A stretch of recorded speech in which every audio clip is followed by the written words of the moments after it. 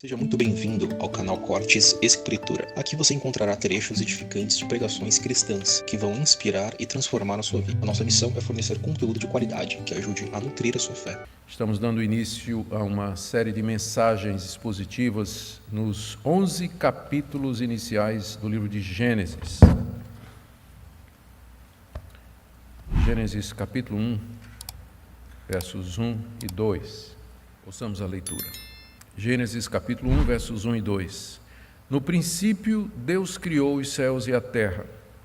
A terra era sem forma e vazia. Havia trevas sobre a face do abismo, e o Espírito de Deus se movia sobre as águas. O livro de Gênesis está dividido em duas grandes partes. Primeiro, a história de como tudo começou, capítulo 1 até o capítulo 11, e depois a história de Abraão e os seus descendentes, que é do capítulo 12 até o capítulo 50.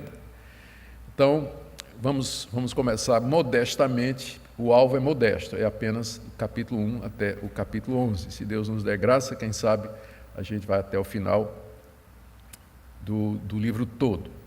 Esses capítulos iniciais de Gênesis, capítulos de 1 a 11, também chamados de a história primeva, ou história primordial, primeira história, trata de temas extremamente cruciais para a fé cristã.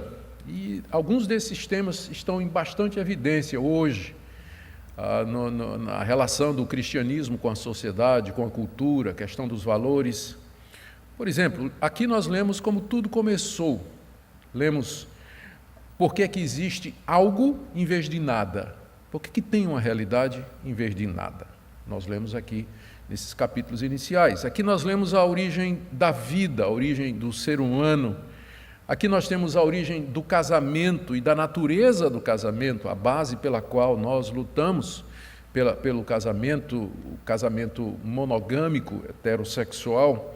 Aqui nós também aprendemos por que existe tanto mal no mundo, por que existe tanta injustiça, por que as pessoas se matam, se odeiam, apesar de Deus ter feito tudo muito bom. E tudo isso nos aponta e nos traz a resposta para a pergunta: por que nós precisamos do Evangelho e por que nós precisamos de um Redentor?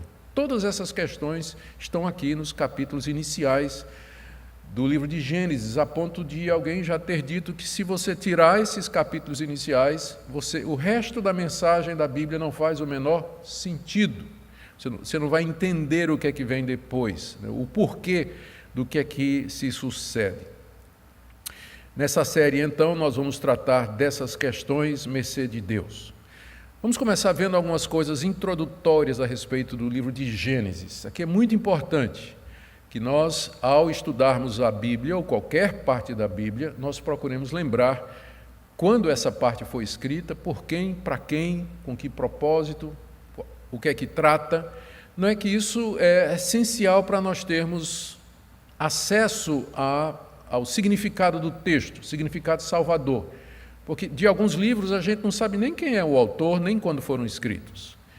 Entretanto, qualquer pessoa, lendo a Bíblia com o uso ordinário, o uso normal das suas facilidades, pode chegar ao conhecimento salvador de Jesus Cristo, lendo a Bíblia normalmente. Mas você tendo o conhecimento mais aprofundado dessas circunstâncias, isso lhe dá uma clareza maior em você entender a mensagem da Bíblia. Por isso que nós queremos fazer algumas questões, ou trazer algumas questões introdutórias aqui. Primeiro, Gênesis é o primeiro livro da Bíblia, seu nome significa princípio, palavra hebraica, bereshit, que é logo a primeira palavra. Então, é isso que dá o nome ao livro de Gênesis, ele é o livro do princípio. E ele sempre é tratado e referido na Bíblia juntamente com os 4 outros livros que vêm depois: Êxodo, Levítico, Número e Deuteronômio. Esses 5 livros formam o Pentateuco, ou a Torá, ou a lei. E eles todos são atribuídos a Moisés. E essa é a nossa posição. É a posição do cristianismo histórico, é a posição do cristianismo clássico, de que esses 5 livros, Gênesis até Deuteronômio, eles foram escritos por Moisés, o grande legislador da nação de Israel. A única parte que Moisés não escreveu foi a parte que relata a sua morte, que está no final de Deuteronômio. Então, provavelmente, o seu sucessor, Josué, foi quem escreveu o capítulo final, onde se narra a morte de Moisés e como Deus o sepultou. Por que nós dizemos que é Moisés e qual a importância disso? Bem, o próprio livro, os próprios 5 livros, o Pentateuco, em várias partes eles dizem, e Deus disse a Moisés, escreve, escreve, escreve. Dezenas de vezes nós encontramos referências ao fato de que Deus mandou Moisés escrever aquilo que ele estava vendo, aquilo que ele estava presenciando. E depois disso, depois dos 5 livros, os livros que vêm depois, no Antigo Testamento, sempre se referem ao Pentateuco como sendo a lei de Moisés ou o livro de Moisés, dezenas de vezes. E outras expressões semelhantes, sempre atribuindo a Moisés a autoria dos 5 primeiros livros da Bíblia, Gênesis inclusive. O Senhor Jesus Cristo considerava que foi Moisés quem escreveu os primeiros 5 livros. Ele se refere a dezenas de passagens do Pentateuco como tendo sido autoradas por Moisés. Por exemplo, ele se refere às leis de pureza como tendo sido escritas por Moisés. Ele diz que a lei foi Moisés que deu a lei do divórcio. Ele diz que foi Moisés que escreveu os 10 mandamentos. Ele diz que foi Moisés que escreveu aquele episódio da sarça ardente que está no livro de Êxodo. Ele disse que Moisés escreveu sobre ele, Moisés escreveu sobre mim, está se referindo ao Pentateuco. Então não há dúvida de que o Senhor Jesus cria que foi Moisés quem escreveu o livro de Gênesis e os 4 livros que vêm depois. Na mesma toada foram os discípulos de Jesus, os primeiros cristãos, não somente judeus como gentios, mas eles também consideravam que Moisés é o autor dos 5 livros da Torá, do Pentateuco. Para nós, é essencial que nós mantenhamos isso, porque se Moisés não é o autor de Gênesis e do Pentateuco, então os demais autores bíblicos estão equivocados quando atribuem a ele a autoria, e o pior, Jesus também está enganado, porque várias vezes Jesus diz que foi Moisés que escreveu. Se não foi Moisés que escreveu, Jesus se equivocou nesse ponto. E se ele se equivocou nesse ponto, quem garante que ele não se equivocou nos outros? E aí a credibilidade de toda a Escritura está em jogo. Por isso que a autoria de Moisés é importante para nós. Moisés escreveu esses 5 livros, Gênesis a Deuteronômio, durante os 40 anos que Israel permaneceu no deserto. Foram 40 anos de peregrinação, de viagens, onde Deus revelou-se à nação de Israel, sustentou aquele povo durante 40 anos com pão caído do céu, fez sinais e prodígios e estabeleceu a autoridade de Moisés. Nós temos convicção bem clara de que, pelo menos o livro de Deuteronômio, ele foi escrito às vésperas da entrada na Terra Prometida. Moisés já sabia que não ia entrar na Terra Prometida, e ele fez vários discursos, 5 discursos, ali nas planícies de Moabe, à beira do rio Jordão. Do outro lado estava a cidade de Jericó. Ele fez 5 grandes discursos que compõem o livro de Deuteronômio, preparando o povo para entrar na Terra Prometida. É chamado de Deuteronômio, é uma combinação de 2 palavras gregas que significa repetir a lei, ou a lei de novo, onde Moisés repete tudo o que ele disse de Gênesis até o livro de Levítico. Então, ali, prestes a entrar na Terra Prometida, quando todo o povo estava se preparando para atravessar o Jordão e entrar na Terra Prometida. É nessa ocasião que ele escreve o último livro, Gênesis, tendo sido escrito um pouco antes também. Com que propósito, então, Moisés teria tido o trabalho de escrever esses 5 livros no deserto, preparando ou às vésperas do povo entrar na Terra Prometida? Nós podemos pensar em várias razões, sem entrar na questão divina, de que o plano de Deus era que tudo isso ficasse registrado para toda a história, para nós hoje que estamos aqui. Mas sem entrar nessa perspectiva divina, quais seriam, humanamente falando, as razões pelas quais Moisés teria escrito esse livro? Primeiro, ele queria reorientar a visão de mundo dos israelitas. Os filhos de Abraão tinham passado 400 anos no Egito, e lá eles tinham adorado outros deuses. Eles tinham aprendido a ver o mundo como os egípcios viam. Eles tinham adorado a natureza, eles tinham perdido o conceito de Deus. Quando Moisés foi lá dizer para eles, o Deus dos seus pais me mandou aqui, quem é esse Deus? Os israelitas foram, durante 400 anos, reorientados a pensar de uma maneira diferente daquela de Abraão, Isaque e Jacó. Então, era preciso que eles tivessem por escrito, um relato por escrito, da origem da fé deles, como tudo começou, quem é Deus, a aliança de Deus com os seus pais, as promessas que Deus tinha feito para eles, a lei de Deus, era preciso dar tudo isso.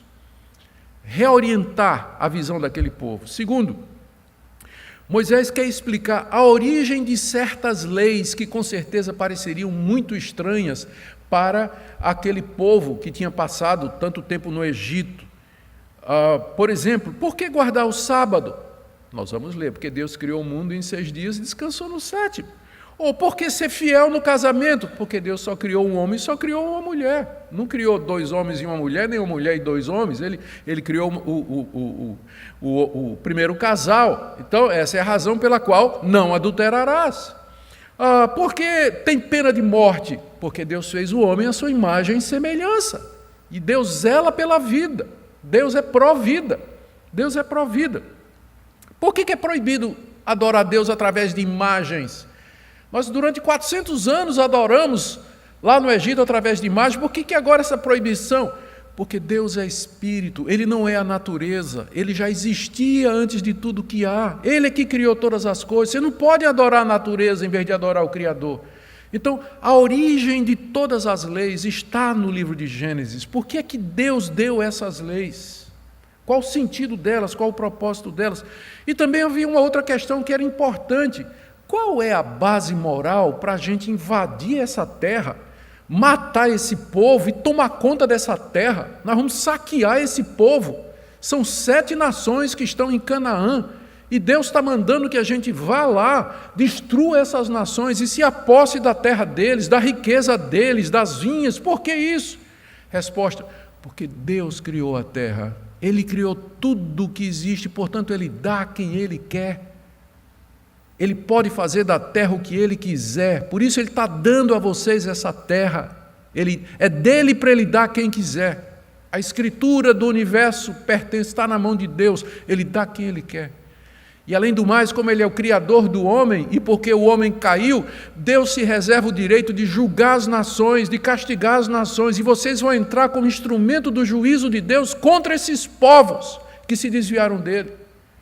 Era preciso explicar aos israelitas qual é a base moral pela qual eles iam entrar ali naquela terra e destruir todas aquelas nações e tomar posse da terra deles. Era preciso mostrar também a superioridade de Deus aos deuses do Egito e aos deuses dos cananeus, os povos que habitavam naquela terra. Lá no Egito, os israelitas tinham adorado o Deus Sol, mas agora eles vão aprender que Deus criou o sol. Deus criou o sol. Deus é superior a todos os deuses do Egito e superior aos deuses que eles vão encontrar ali em Canaã, que são adorados por aqueles povos. Por que nós? Eles poderiam perguntar. Porque diante de tantas nações, o poderoso Egito, a grande Mesopotâmia, por que somente a nós Deus escolheu? E a resposta está no livro de Gênesis. Porque Ele amou Abraão, Ele chamou Abraão, escolheu Abraão de entre todos e disse: eu faço uma aliança contigo e com a tua descendência. Entende por que Gênesis é importante? Ele dá a base de tudo mais, Ele explica tudo. E o povo precisava saber isso antes de entrar na terra prometida. Precisava saber que Deus tinha feito uma aliança com Abraão e com seus descendentes, que Deus tinha prometido dar aquela terra. Há 400 anos atrás, Deus tinha prometido que aquela terra seria deles. Deus fez uma aliança que tinha condições que precisavam ser obedecidas e tinha também promessas, e a mais importante era de que deles viria aquele que seria o Salvador do mundo. Em tua descendência serão benditas todas as nações da terra. Por isso que Moisés escreveu Gênesis. Por isso que ele escreveu antes de entrarem na terra prometida. Por isso que Gênesis está na Bíblia.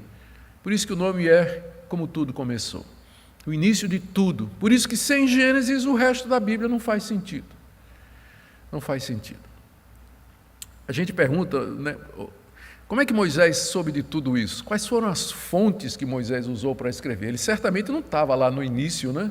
Então, como é que ele sabe que foram 7 dias? Como é que ele sabe a sequência? Ele não estava lá no jardim quando o homem caiu. Quais são as fontes de informação para Moisés ter escrito esse livro? Com certeza, em primeiro lugar, revelações diretas de Deus. O tempo todo, no Pentateuco, Moisés aparece como sendo aquele com quem Deus falava, como quem fala com seu amigo. Deus aparecia a Moisés e eles conversavam cara a cara, cara a cara. Então, quanta coisa Moisés não recebeu diretamente de Deus. Além disso, haviam as tradições orais que remontavam lá ao próprio Éden. Adão passou para os seus filhos, o que é que aconteceu? Que passaram para os seus filhos de geração em geração. Deus preservando até que chegasse em Moisés a tradição oral daquilo que tinha acontecido lá no início, o testemunho ocular de quem esteve lá, Adão e Eva, até chegar a Moisés. Já tinha algumas fontes escritas, inclusive, que circulavam com algumas dessas histórias.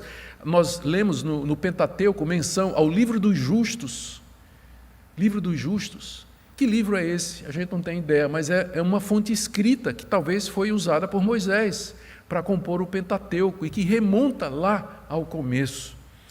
É verdade que havia relatos da criação entre outros povos, nós sabemos disso. Além do livro de Gênesis, você encontra relato entre os sumérios, você encontra relatos babilônicos e dos egípcios a respeito de como tudo começou, de como as coisas tiveram origem. E Moisés era versado em toda a sabedoria e toda a ciência do Egito, nos diz lá o livro de Êxodo. Ele foi criado na corte de Faraó, ele tinha acesso a todas essas cosmogonias, é o nome que a gente dá, a origem dos céus, ou teogonias, a origem dos deuses. Isso era comum naqueles povos, Moisés tinha acesso a tudo isso. E é interessante que essas histórias, elas falam sempre de que no começo era um caos primitivo. As águas e as trevas sempre existiram e os deuses brigavam entre si. Tinha um Deus que era o Deus principal que queria manter ordem, mas os subdeuses viviam brigando, era uma confusão. Que diferença, se você um dia tiver a oportunidade, leia o relato das teogonias ou cosmogonias dos pagãos, descrevendo como é que tudo começou e compare com o relato de Gênesis. Você vai ver que diferença marcante. O que nós temos aqui é o relato verdadeiro que foi preservado por Deus de como tudo começou. Deus, através da descendência de Sete, uma vez que Abel morreu, da descendência de Sete, Deus veio preservando via Noé e até chegar em Moisés, que relatou e que serve de base, então, para o livro de Gênesis que nós temos aqui. Então, estas são algumas questões iniciais a respeito do livro de Gênesis. Elas são importantes porque nos dão o quadro maior e vão nos ajudar a entender algumas das coisas que nós encontramos aqui nesses capítulos iniciais. Depois, vencidas essas questões, vamos então ver primeiro o que Moisés ensina sobre Deus nesses 2 versículos. No princípio, Deus criou os céus e a terra. A terra era sem forma e vazia. Havia trevas sobre a face do abismo e o Espírito de Deus se movia sobre as águas. O que nós aprendemos sobre Deus a partir desse relato? Primeiro, que Deus sempre existiu. Você nota que Moisés aqui não explica a origem de Deus. Ele apresenta Deus. No princípio, Deus. Quem Deus é, de onde Ele veio, nenhuma palavra. Deus é apresentado como sendo autoexistente, como sendo eterno, não tem princípio, não tem fim. Ele já existia antes do mundo ser criado. Em contraste com os deuses do Antigo Oriente, nessas teogonias que eu falei, que de alguma forma foram gerados do caos da matéria, que viviam em conflito entre si, o Deus de Israel é simplesmente apresentado como aquele Deus autoexistente, para quem não se precisa dar explicação. Por isso que o nome dele mais adiante, quando ele se revela, é esse, Yahweh. Eu sou o que sou. Você não tem como me definir. Eu sou o que sou. No princípio, Deus. Deus. Ele é antes de todas as coisas, ele sempre existiu, ele não tem início. Ele não tem começo, ele não foi gerado. Nunca houve um momento de tudo que existe em que Deus não fosse. Ele era, é e sempre será o que ele é. Eu sou o que sou. Segundo, nós aprendemos que Deus é um ser pessoal e não uma mera força ativa. Deus tem um plano, ele tem um propósito, ele teve um objetivo ao criar. Ele não criou tudo o que existe por mero capricho, como a gente vê nessas teogonias e cosmogonias pagãs. Ele tinha um alvo, porque Moisés diz aqui, no princípio, Deus criou. Se tem um princípio, é porque tem um fim. É porque tem um propósito, tem um objetivo, senão não faz sentido falar em princípio. No começo, Deus criou todas as coisas, mas ele criou então com algum objetivo, porque se tem um começo, tem um fim. Logo, Deus não é uma força impessoal, uma força ativa que está operando no meio da criação. O mundo não é regido por o acaso, por sorte, por azar, por destino, mas há um Deus que sempre existiu e que criou com um propósito. Terceira coisa que a gente aprende aqui, que esse Deus é todo-poderoso e autor do mundo. Tudo que existe foi criado por ele. Essa expressão, no princípio Deus criou os céus e a terra, é a maneira hebraica de dizer a realidade. O mundo que você pode ver e o mundo que você não pode ver. Tudo que existe, os céus lá em cima, a terra aqui embaixo. O sol, a lua e as estrelas, o sol, você contempla a noite e as estrelas, foi Deus que fez tudo. E olhando a natureza, os animais, a vida, o ser humano, os detalhes geográficos, não existe nada da realidade que não tenha sido criado por Deus. Aliás, essa palavra criar, no princípio Deus criou, é o verbo hebraico bará, toda vez que ele aparece no Antigo Testamento, o sujeito é Deus. Nunca tem, e o homem criou, bará, nunca. Sempre é Deus quem cria, esse tipo de ação é atribuída a Deus somente. Portanto, nós dizemos que ele criou pela sua palavra, ele criou pelo seu poder, e ele criou tudo ex nihilo, é uma expressão latina que é usada para dizer do nada. Ele criou do nada, não havia nada antes, ele trouxe à existência tudo o que existe pela sua palavra, que é diferente do relato da criação que os egípcios tinham ensinado aos israelitas, eles aprenderam durante 400 anos, que acreditava na eternidade da matéria, que a matéria existia, a água era eterna, que os deuses saíram de lá, nada, Deus criou ex nihilo, do nada, só pela sua palavra ele criou. Portanto, tudo pertence a Deus. E ele pode dar a quem ele quer.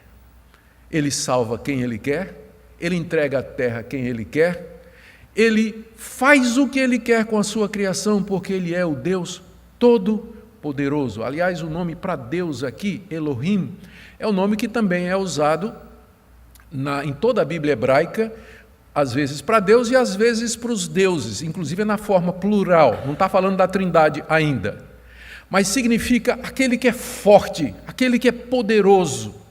Esse é um dos nomes de Deus. O nome pelo qual ele vai se dar a conhecer a Israel é Yahweh, que é o Deus da aliança, eu sou o que sou. Mas aqui ele é chamado de o poderoso, exatamente porque do nada ele criou todas as coisas. Pela sua palavra ele trouxe à existência tudo o que há. Quarta coisa que nós aprendemos aqui, que Deus é distinto da sua criação. Isso aqui é muito importante, gente. No princípio, Deus criou os céus e a terra. Deus já existia antes da sua criação, sem ela, na eternidade. A criação, ou tudo que existe, foi criado fora de Deus, por assim dizer, numa realidade, numa existência distinta dele. Quando nós dizemos, veja como isso é importante, quando a gente diz assim, Deus está nos céus, é uma maneira figurada de dizer, porque antes que os céus existissem, Deus já existia. Então Deus não está preso no céu, ele não mora no céu. porque ele é quem trouxe à existência os céus, a terra. Ele é distinto da sua criação. Os deuses egípcios e os deuses cananeus, eles não faziam essa distinção. Para eles, deuses e natureza eram uma coisa só. Os deuses eram forças presentes em todo lugar, com os seres vivos. É o que a gente chama de panteísmo ou panenteísmo. Tudo é Deus, ou tudo está em Deus. Era a visão das religiões daquela época, que a natureza era divina, por isso ele adorava o boi, a vaca, o bode, por isso adorava o sol, lua, estrela, porque para eles os deuses estavam misturados com a natureza, mas o nosso Deus é distinto da natureza. Deus não é o mundo e nem o mundo é Deus. Deus não é a alma do mundo, como nas religiões pagãs. Ele é completamente diferenciado. Aliás, foi isso que deu origem à ciência moderna, se vocês nunca se perceberam do fato. Já se perguntaram por que é que a ciência moderna ela nasce na Europa cristianizada, período medieval, quando já existiam civilizações mais antigas e de muito conhecimento, como os gregos, como os egípcios, a China, que são culturas milenares, bem antes da Europa cristã medieval. É porque todas essas culturas eram panteístas. Tentar entender a natureza era mexer com o segredo dos deuses, porque os deuses estavam em todo lugar.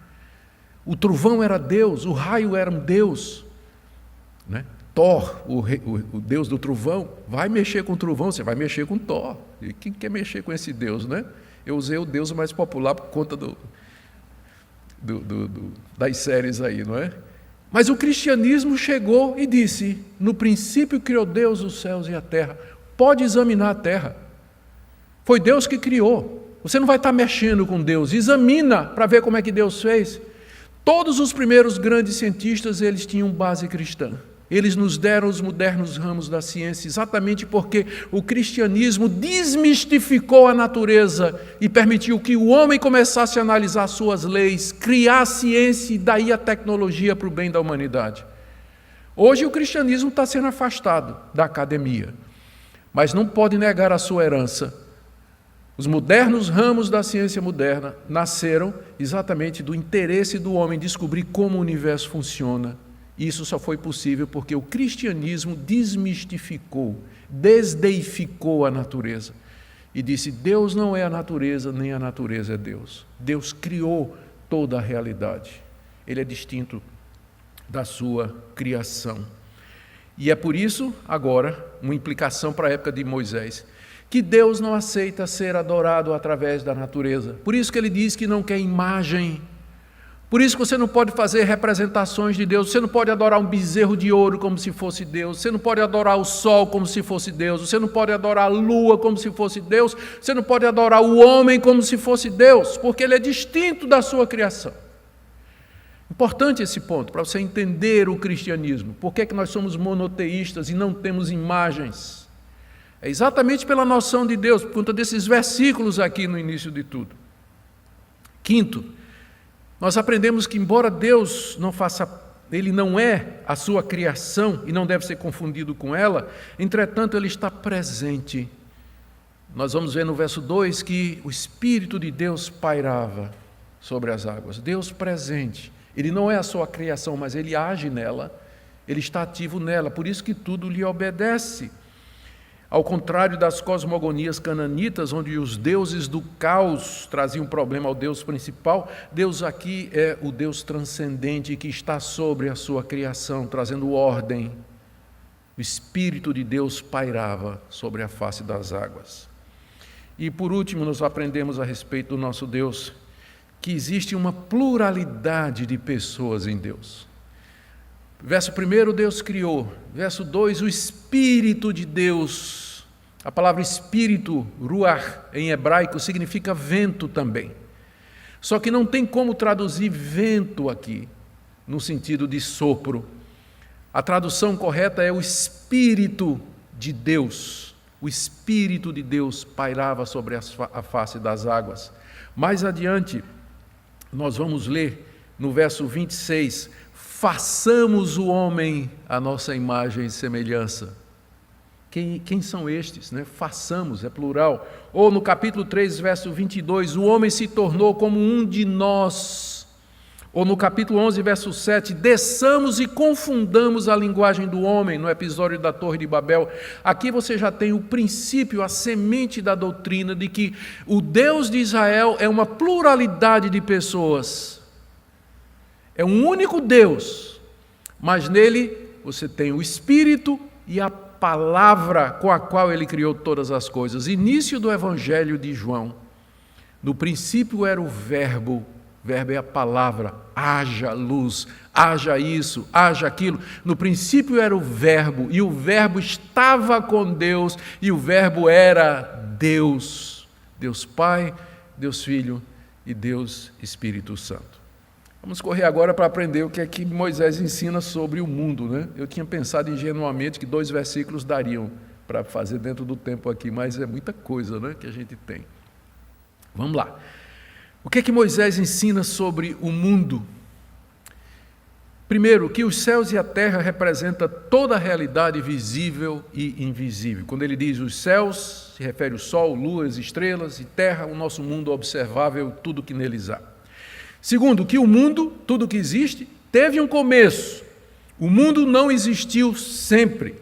Ao contrário do conceito pagão de que a matéria e a água eram eternos e que os deuses vieram de lá. Portanto, o mundo não é autoexistente, mas ele depende de Deus. Terceiro, o mundo não é divino e nem Deus é o mundo. Já falei sobre isso.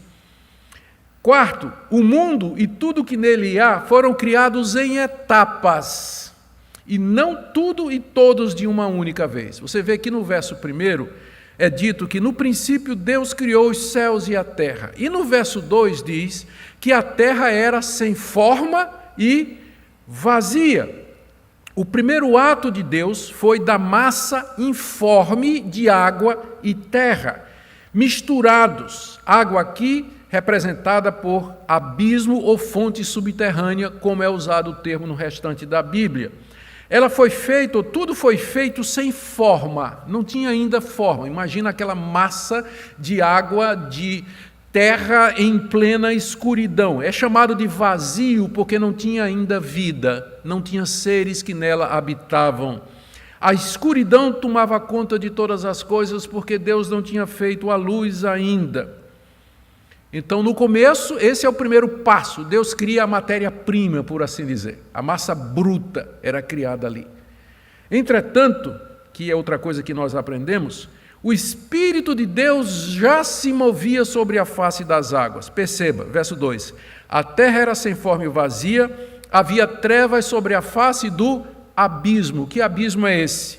Resposta na frase seguinte. E o Espírito de Deus se movia sobre o abismo, sobre as águas. A palavra abismo aqui representa as águas. Então, toda aquela massa sem forma, convoluta, mas o Espírito de Deus se movia sobre eles. Essa frase aqui, o Espírito de Deus se movia, esse verbo ele é usado várias vezes na Bíblia hebraica para significar uma ave chocando o seu ninho. Uma ave gigantesca sobre o seu ninho, chocando os ovos, preparando para que eles venham à luz. É o mesmo verbo que é usado aqui, o Espírito de Deus sobre a criação, sobre a massa informe, preparando para o próximo passo, que serão os 6 dias, onde Deus vai criar tudo direitinho, que é o que nós veremos na próxima mensagem, se Deus permitir. Espírito de Deus, isso significa que no tempo certo e no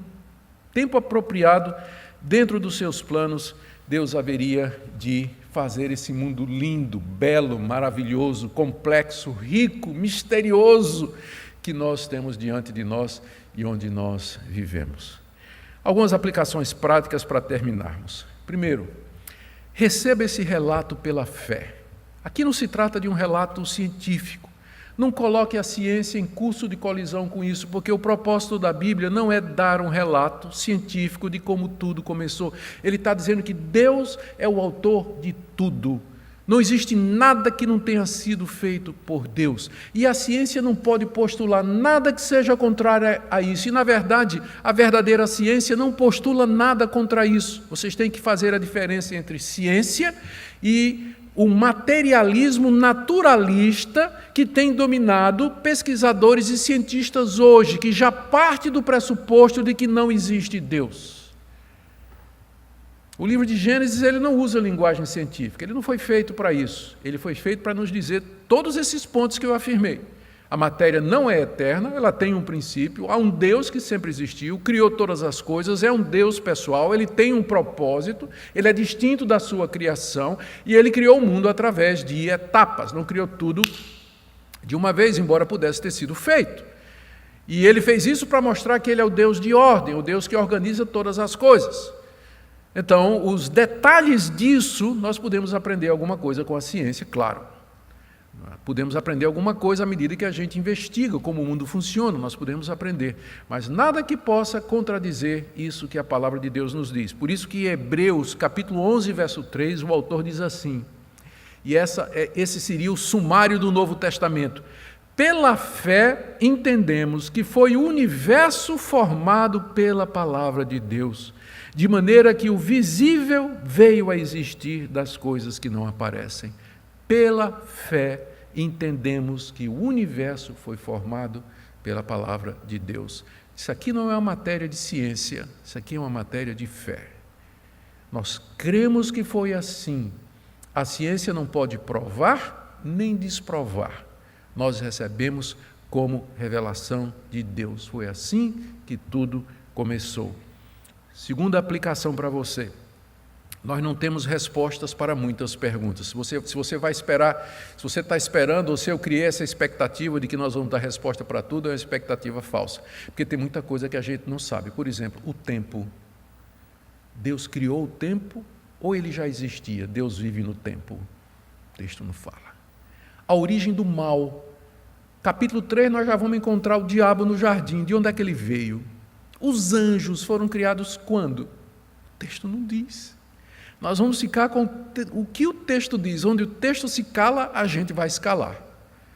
Porque nós não temos respostas para muitas questões. Porque o que Moisés está informando aqui aos israelitas era aquilo que eles precisavam saber para entrar na terra com segurança e dizer: essa terra é nossa por direito, o Deus Criador de tudo nos deu. Nós podemos especular algumas coisas, mas respostas definitivas nós não temos. Terceira coisa, Gênesis foi dado para você saber quem é Deus, o que é o mundo, por que nós somos maus, por que nós precisamos de redenção e para nos preparar para a glória eterna. Leia Gênesis com os olhos de cristão, evangelicamente, vendo ali o propósito redentor de Deus. De qualquer forma, esses versos iniciais do livro de Gênesis ensinam que algumas visões de mundo são incompatíveis com a fé cristã e que não dá para conciliar. Por exemplo, que o mundo é dominado por duas forças, o bem e o mal, chamado às vezes de dualismo, às vezes de maniqueísmo, é completamente incompatível. Só existe um Deus. A visão que às vezes o pessoal tem que Satanás tem o mesmo poder de Deus, é um Deus ao contrário, é contra isso aqui. Há um só Deus, Satanás, um anjo caído, criado por Deus quando a gente não sabe, mas nunca é igual a Deus. Ou então a ideia da eternidade da matéria, que a matéria sempre existiu, precisa fé para acreditar nisso, então eu prefiro crer num Deus criador como está aqui. Outros vão dizer que o mundo se autopariu, se autogerou, de repente do nada, puf, apareceu alguma coisa. Me diga uma coisa, precisa mais fé para acreditar nisso do que para acreditar no relato de Gênesis, que o mundo se autogerou, como alguns cientistas ateus têm dito hoje, porque não tem explicação. Não tem explicação. Nós adoramos ao Deus Criador, Supremo, Soberano do Universo, conforme nos é dito nessa palavra. Que nós nos curvemos diante dele nessa manhã, que nós o adoremos. Tudo isso é o palco que ele armou para a chegada do seu Filho, como é dito a respeito de Jesus. Por ele, para ele, são todas as coisas.